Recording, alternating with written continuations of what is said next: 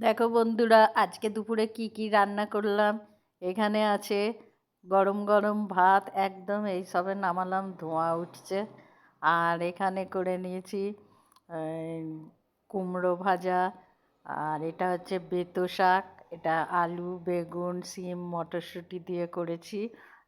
আর এইটাতে আছে থোড় আলু, এগুলো পেঁয়াজ দিয়ে ভেজেছি। থোড় আলুটা পেঁয়াজ দিয়ে ভেজেছি, একটু জিরে ফোড়ন দিয়েছি, গোটা জিরে ফোড়ন আর শুকনো লঙ্কা।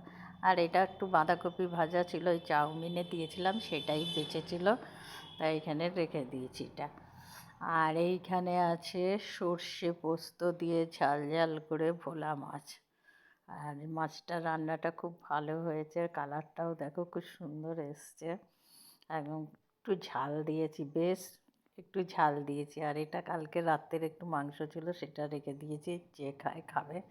আর এখানে করে নিয়েছি একটু টমেটোর চাটনি। এই ছিল